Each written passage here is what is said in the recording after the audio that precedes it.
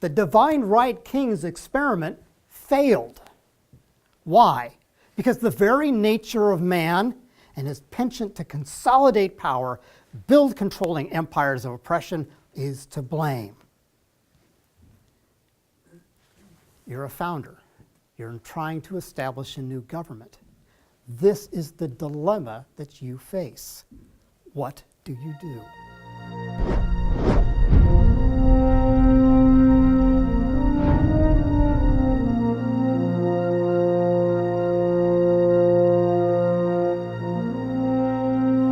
Let's take a step back and look at the pattern.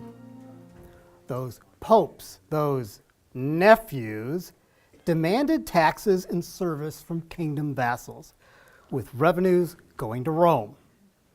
To control the population and local parishes, they were kept uneducated on religion, the doctrines of the rights of man. And the doctrine of social redemption prevented the vassals from prosperity of their own labor. Under the divine right kings, you see, Europe was in chaos, as the Vatican was used as a way to emit power and personal wars of kingdom against kingdom. And only the elite seemed to prosper. All in all, the divine right kings, humanist at its core, as predicted by St. Augustine, was no better than the days of ancient Rome.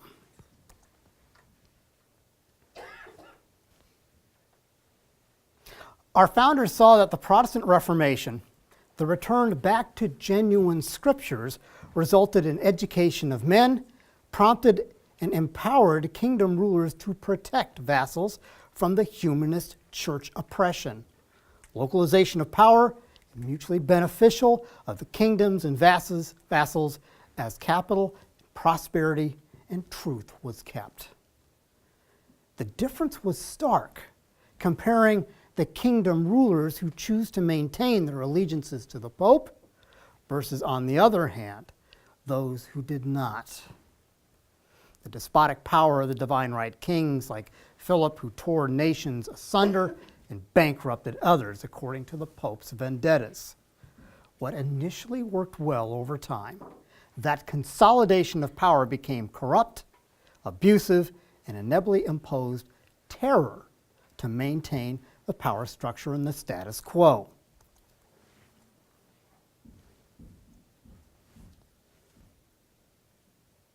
But there's more. The institution of the church and the sovereigns that drove Europe to despotism, as power transferred from the de Medici route out of Vatican power, over a brief 3 centuries, centralized the power of 5 ruling families, a super elite, creating a different order across Europe.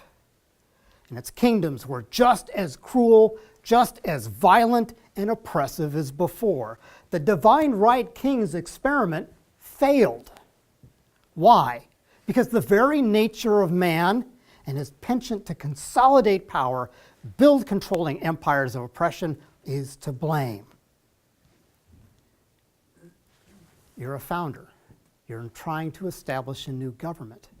This is the dilemma that you face. What do you do? Brings you a new appreciation for the rarity of freedom, because in human history it truly is rare. To our founders, the lesson in history was clear. Governance is driven by the fallen state of man because of sin. All governance draws power to itself. Power eventually draws corruption from within.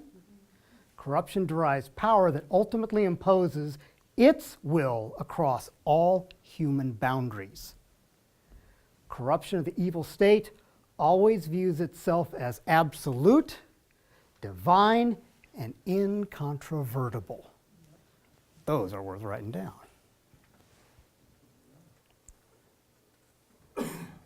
These observations told them what happened. Power in the fallen state of man was why. The only issue left was, how did this circumstance come up time and time again? Again, our founders knew the answer. from the most misunderstood and political genius of the era, enter hero Niccolo Machiavelli, author of The Prince. I just think Machiavelli has been very maligned by history. Because, to put it simply, Machiavelli was not Machiavellian. I mean, and his name has come to stand for, cynicism and deviousness and ruthlessness and power politics in general, because of this little book, The Prince, that he wrote. But you have to think about the writing of that book. This is a man who was a profound Democrat, who served the city of Florence when it became a republic, when it chased the Medici family out. And when the Medicis came back and regained power, they hated him and they tortured him and almost killed him and then sent him into exile. And he spent the rest of his life being unable to return to his own hometown, having to live in the countryside in exile in a villa. So he had every reason to loathe princes of the Medici kind. And he lived in this period when not just the Medicis, but the Borgias and the Sforzas and all these great families were behaving in the most ruthless way. And he wrote this little treatise about not what he would like things to be like, but how power actually worked, what he observed, the ruthlessness of it. And it's a classic case of shooting the messenger. Here's a man who understood the nature of power and made the mistake of writing it down too clearly and unvarnished and not at all, no soft soaping at all. It's better to be cruel than be kind, he said.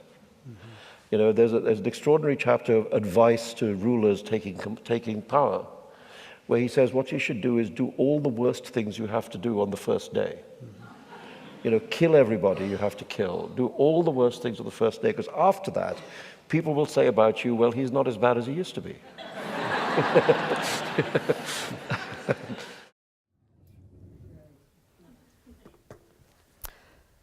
For our founding fathers, the divine right king experiment came down to one moment in time. On May of 1785, many feared the young country would not survive, realizing the Articles of Confederation were inadequate to preserve the nation. Comes James Madison. When he did this realization, he embarked on a study. And he looked at religious freedom, and he looked at individual rights across history. And there's this question: what do you do with those issues we just came up? His answer is taken from Machiavelli. In fact, from our founding fathers' perspective, Machiavelli is the father of modern republican government. Bet you didn't know that. Madison, taking from Machiavelli, his answer is genius.